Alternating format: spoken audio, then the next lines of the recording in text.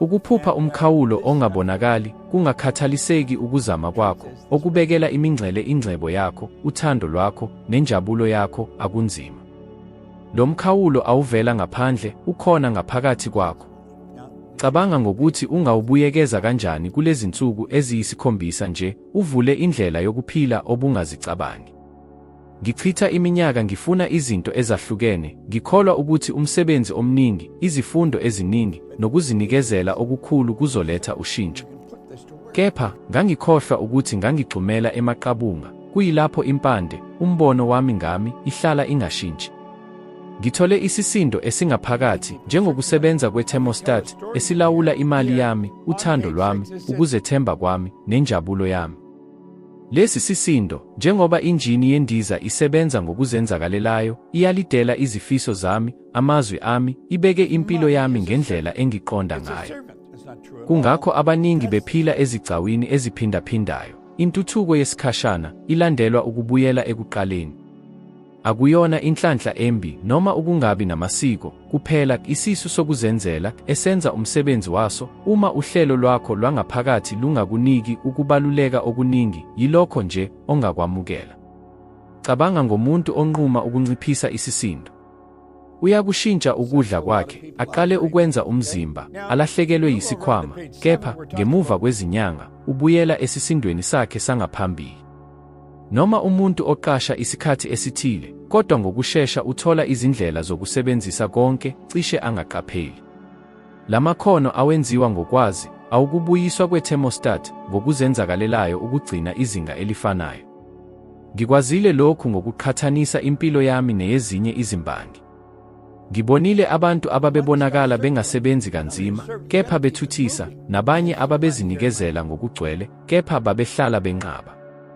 Umehluko wawungekhona emakhono, enhlanhla noma emsebenzini, kepha kulokho abaningi ababekholelwa ukuthi bayakufanelekela. Kufana nokuthi sinomkhawulo ongabonakali, obekela umkhawulo wokuthuthuka kwethu. Lo mkhawulo awukho emsebenzini, ekuthuthukeni kwezomnotho, noma kubantu abasizungezile, ukhona engqondweni yethu. Ngiqaphela lokhu, ngihlole izindlela zami. Ngaphawula ukuthi ngisondela ekufezeni izinto ezinkulu kunokujwayelekile, ingxenye yami ithole izindlela zokubuyela emuva. Kungaba ukuziqhekeza okunengqondo, ithuba elilahlekile noma ukungakhululeki okungithinta ukubuyela kwami ekhaya. Futhi yilokhu kanye okwenziwa yisisindo sangaphakathi, ukulinganisa ibanga phakathi sesimo sakho samanje nombono wakho wangaphakathi, usebenza ngezinye izikhathi kancane ukuyolungisa, ukubuyisela esimweni sakho sangaphambili. Okumangalisa kakhulu futhi okukhathazayo ukuthi lesi sisindo asihlukanisi izinhlelo ezinhle noma ezimbi, senza nje lokho okufakiwe. Uma uzibona njengomuntu onomkhawulo, ongaqinisekile noma ongenhlanhla, leyo izoba yiqiniso lakho. Uma uzibona njengomuntu oqinisekile, onakho, futhi ofanele, leyo izoba yiphimbo lakho. Izindaba ezinhle yilezi, ngokungafani ne-thermostat evamile, ukululama okungaphakathi kungashintshwa.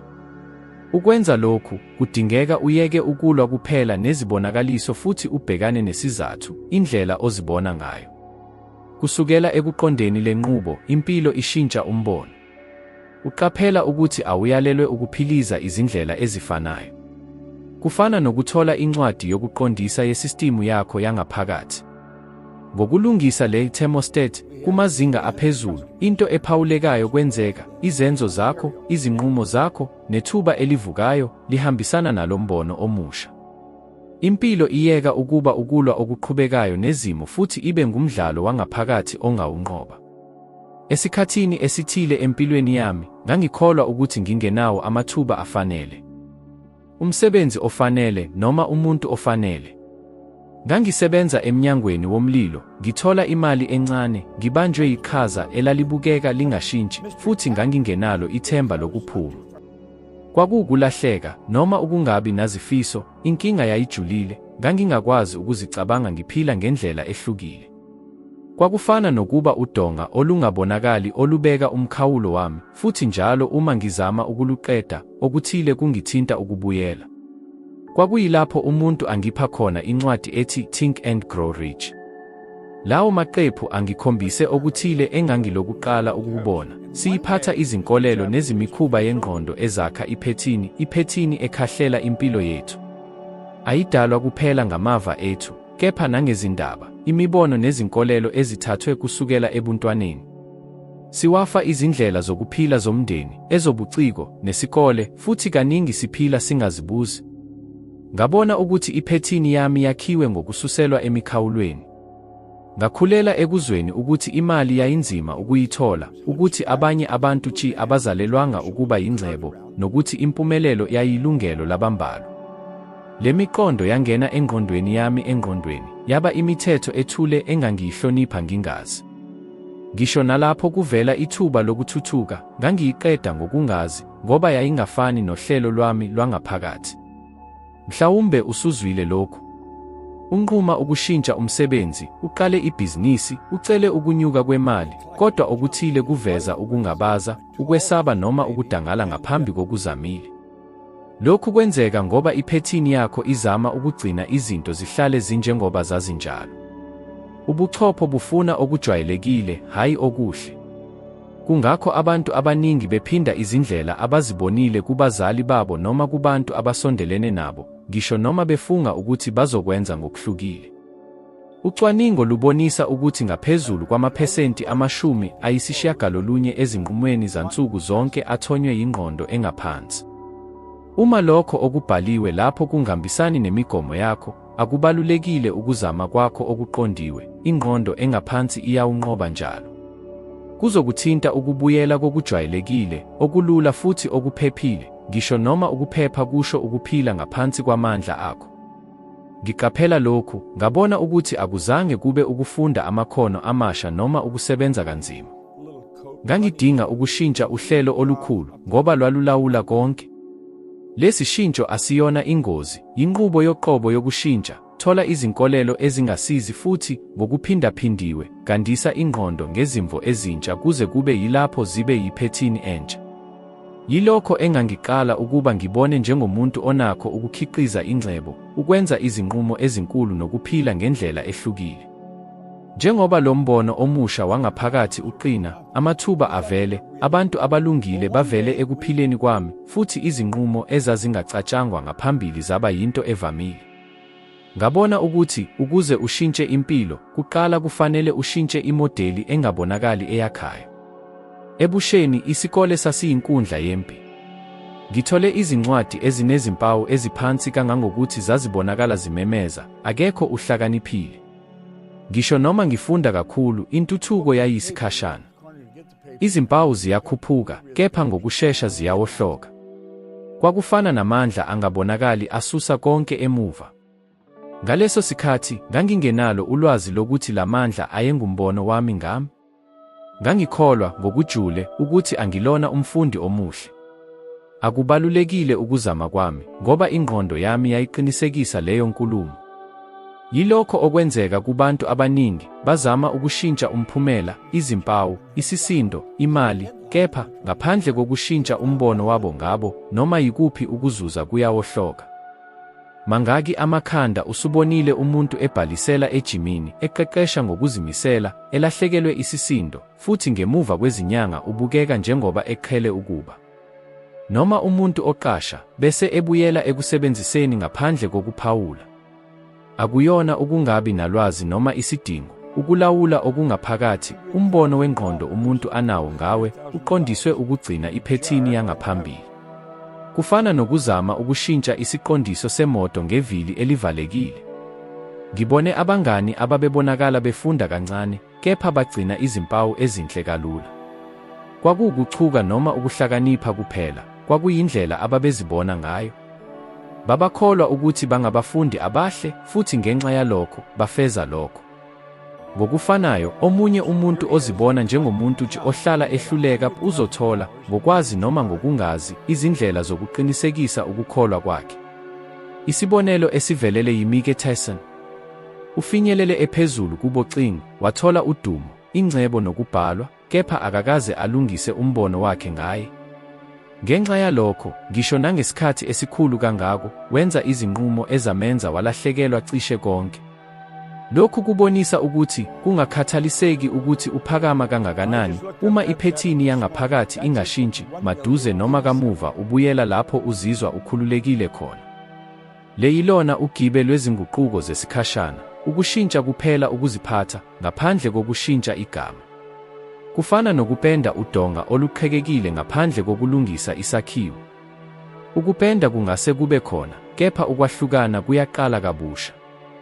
Ukuguqulwa kweqiniso kwenzeka lapho uqala ukuzibona ngendlela ehlukile, lapho ingqondo yakho yamukela umphumela omusha njengoba ubuqiniso bakho obukhulu. Kuphela lapho umsebenzi uyeka ukuba ukulwa futhi ube yiqhaza lokwenza ngokwemvelo. Enye yezinguquko ezibaluleke kakhulu engizenzile yaqala ngendlela elula, cishe ngokungazi. Ngangiqala ukuqinisekisa nsuku zonke, ngokholo, ngiyajabula kakhulu futhi ngiyabonga manje, ngiphila emzimbeni nakulo kuphila engikhethile. Ekuqaleni kwakubonakala kungaphoqelekile. Ingqondo yami yayibuza, kepha lokhu akulona iqiniso.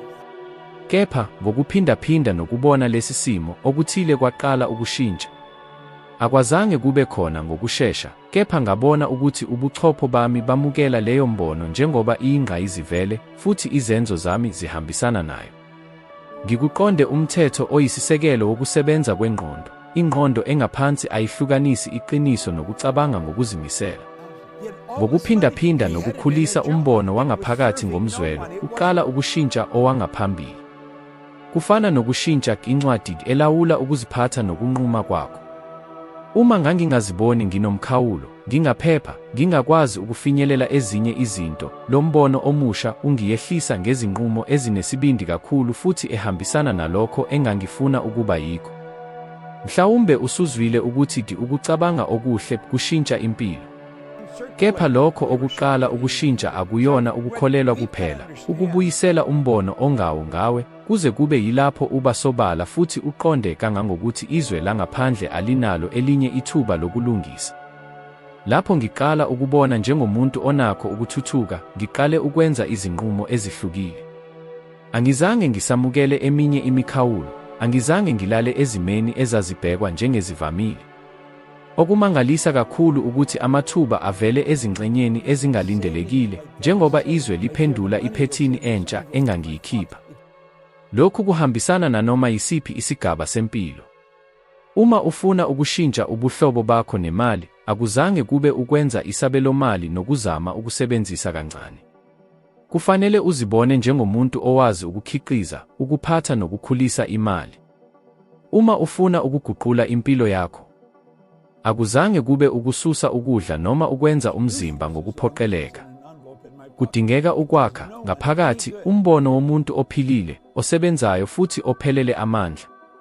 Ngalowo mbono oqinile, izinqumo zakho zansuku zonke ziyeka ukuba yisibopho futhi zibe yiqhaza elizenzakalelayo lokho okukholelwa ukuba yikho. Ngiyavame ukusho ukuthi umbono ngawe yindlela engabonakali, ungakha kuphela ezweni langaphandle lokho okwakha ngaphakathi. Ngokushintsha le modeli, konke kuyahluka. Kungakho, ngemuva kweminyaka ngizama ukushintsha imiphumela yami dingamandla, ngabona ukuthi umsebenzi weqiniso wawungaphakathi. Futhi, lapho le ntuthuko yangaphakathi yenzeka, impilo igeleza ngendlela efana nomlingo, kodwa akulona umlingo, yilamandla okuhambisana wangaphakathi nezifiso zakho. Abantu abaningi baphila ngokulandela incwadi engayibhalanga. Benza izinqumo zokujabulisa abanye, bakha amaphupho abo ukuze afaneleke ekuthandweni komndeni, abangane, noma abantu abangaziwa. Sengiphile kanjalo, ngizama ukuba inguqulo abanye abayilindele, futhi ngingathi, iyindlela esheshayo yokulahlekelwa yimpilo. Kukhona ukwesaba okungabonakali kokuhlukana nabanye, ukwahlulelwa, nokungamukeleki.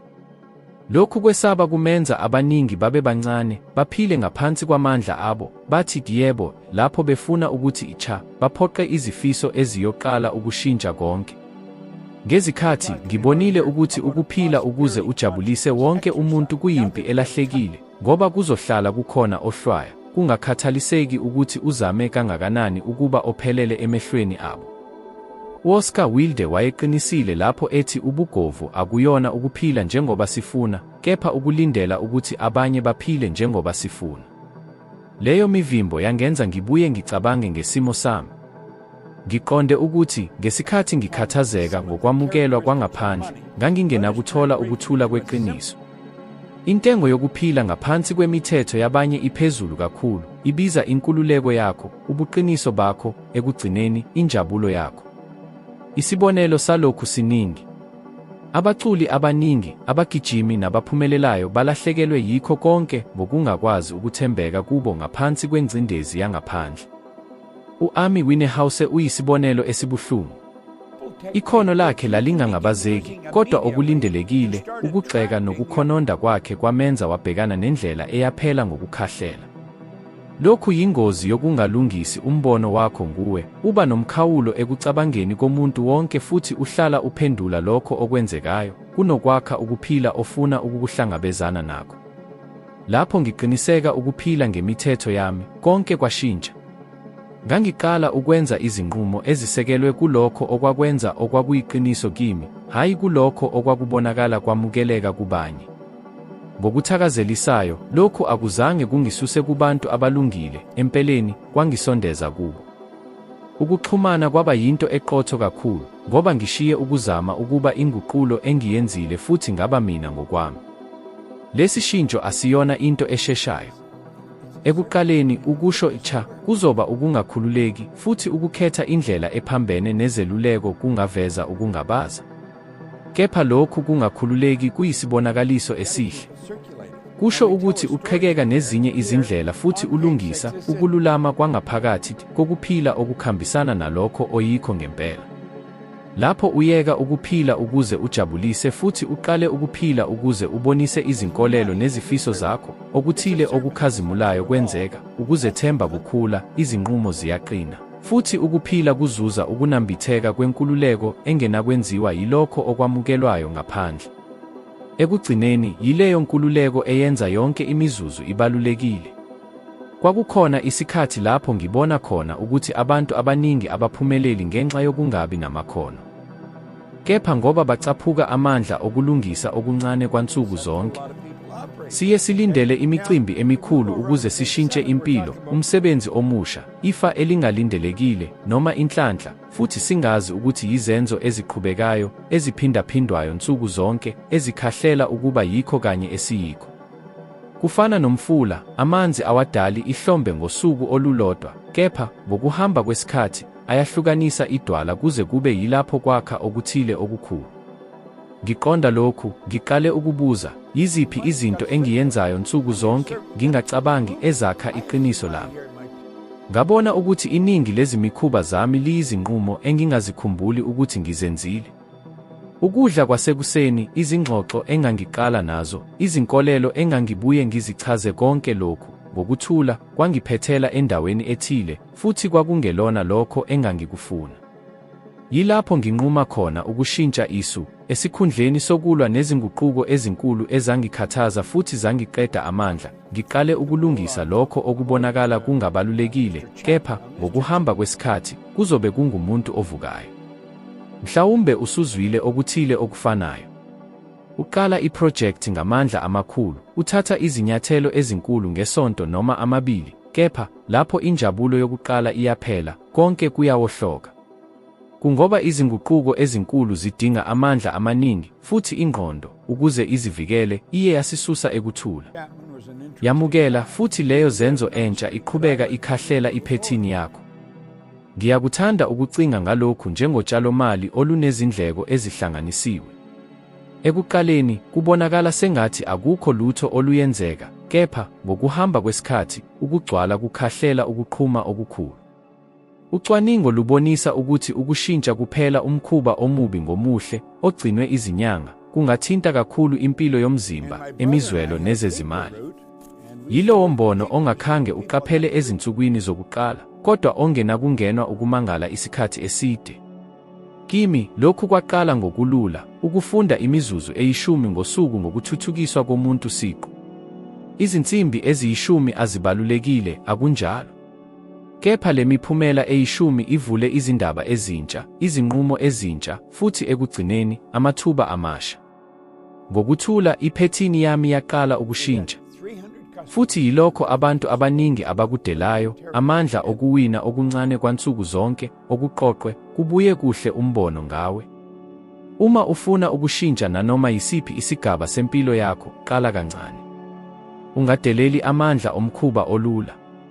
Ngoba, njengomfula ongapheli ukugijima, lezi zinguquko ezincane, ezisindiswe ngokuzimisela, zinawo amandla okubumba inguqulo entsha yakho. Futhi, uma lokhu kwenzeka, uzobheka emuva futhi uqaphele ukuthi kwakuyi-constancy eminingwaneni eyakha izinto ezinkulu ekuphileni kwakho. Ngifunde izikhathi eziningi ngendlela enzima kakhulu, ukuthi impilo izolingwa njalo amandla akho okuthi philiza lapho konke kubonakala kubuya emuva. Sawubona bafana bakithi. Ngingakhuluma ngezinkinga ezinzima kakhulu empilweni, lezo eziyakuhlupha, ezihlukumeza ingqondo yakho, ukulahlekelwa umsebenzi, ukuphela kothando, inhlekelele yezimali eyingozi. Abantu abaningi bayesaba, bathatha izinqumo ngokushesha, okwenza izinto zibe zimbi nakakhulu. Lezi zikhathi zibonisa ukuthi ungubani ngempela. Uma uzibona njengomuntu ohluphekayo, ongenamandla, oyisiphukuphuku, uyakuhluleka, uyakubalekela, futhi uzojabula ngezinto ezincane. Kodwa uma uzibona njengomuntu oqinile, onobuchule, onokukwazi ukuxazulula izinkinga, ingqondo yakho izocinga izindlela zokuzixazulula. Lokhu akuyona imiqondo nje yokukholwa, yikho okusemqondweni yakho. Ingqondo ifuna ukonga amandla, futhi ezikhathini ezinzima isebenzisa lokho ekwaziyo. Ngikhumbula isikhathi lapho nginamahloni ngemali, okwaba nzima kakhulu ukubhekana nakho. Okokuqala nganciphisa izindleko, ngaphila kuphela ngokuthi kuzokulunga. Kodwa ngabona ukuthi kwakuyisimo sengqondo sokuhlupheka, sokwesaba.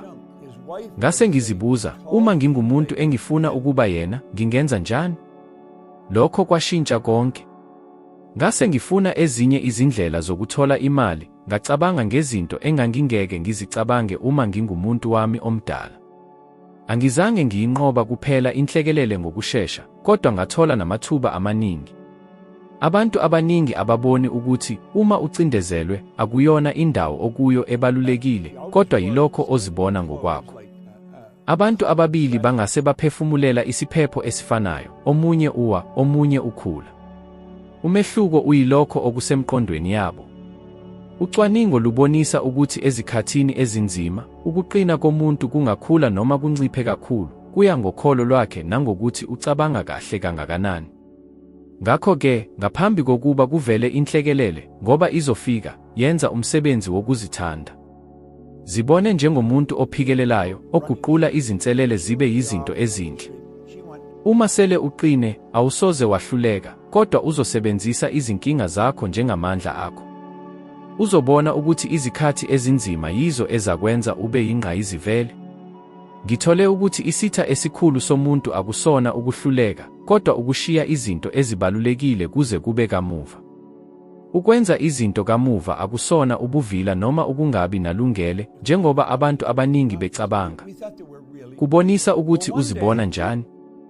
Uma uzibona njengomuntu owenza izinto ngesikhathi, izinto zakho zizohamba kahle. Kodwa uma uzibona njengomuntu ohlala eshiya izinto kuze kube kamuva, uzoqala izindlela zokushiya izinto kuze kube kamuva. Ngiyazi lokhu. Ngakwazi umsebenzi owawungashintsha impilo yami, kodwa ngase ngenza imisebenzi emincane ukuze ngizilungiselele kangcono. Izinsuku zaba amaviki futhi ngabona ithuba liphelile. Angizange ngihluleke ngoba ngingakwazi, ngihluleke ngoba ingqondo yami yayingifuna ukwenza izinto engijwayele, ukwenza into enkulu kwakufuneka ngishiye indawo yami yokuphepha. Mhlawumbe nawe uyazi lokhu. Kungaba ikhosi owayefuna ukuyenza, kodwa uhlala uyishiya. Kungaba inkulumo ebalulekile owayefuna ukuyenza, kodwa uhlala uyishiya. Ukwenza izinto kamuva ngokuvamile kuyisaba efihlwe njengokucabanga. Isaba akusona ukwenzeka kwento, kodwa ukuthi kuyakwenzekani uma uqeda. Yebo, ngoba uma uqeda umsebenzi wakho, impilo yakho iyashintsha futhi lokho kudinga ukuthi uzibone ngendlela entsha, into esemqondweni yakho ezama ukuyigwema. Isayensi iyakuqinisekisa lokho. Ucwaningo lubonisa ukuthi ukwenza izinto kamuva kuhambisana nokuntuleka kokholo nokuthi awukwazi ukubhekana nemiphumela yento oyenzile. Kulula ukushiya izinto kuze kube kamuva kunokubhekana nokuhluleka noma ukuwina. Lapho ngiqonda lokhu, ngase ngiqala ukusebenzisa indlela elula. Uma ngibona ngishiya into ebalulekile, ngizibuza, uma sengumuntu engifuna ukuba yena, ngingenza njani manje? Lokho kungiholela ekuthatheni isinyathelo, ngoba kwangiphoqa ukwenza ngokuvumelana nomuntu engifuna ukuba yena. Kancane kancane, ngabona ukuthi yonke into engiyenzayo ayiniki nje imiphumela, kodwa futhi iqinisa ukuthi ngiyazi ukuthi ngingenza izinto. Into ebaluleke kakhulu yilokho okuyikho, umjikelezo omuhle. Ukwenza izinto kuqinisa ukholo, futhi ukholo olungaphezulu kuholela ekwenzeni izinto eziningi. Uma usuqale ukwenza izinto kamuva kuyaqeda, ngoba ingqondo yakho iqala ukuhlanganisa ukuhamba nokuthuthuka, hayi ingozi.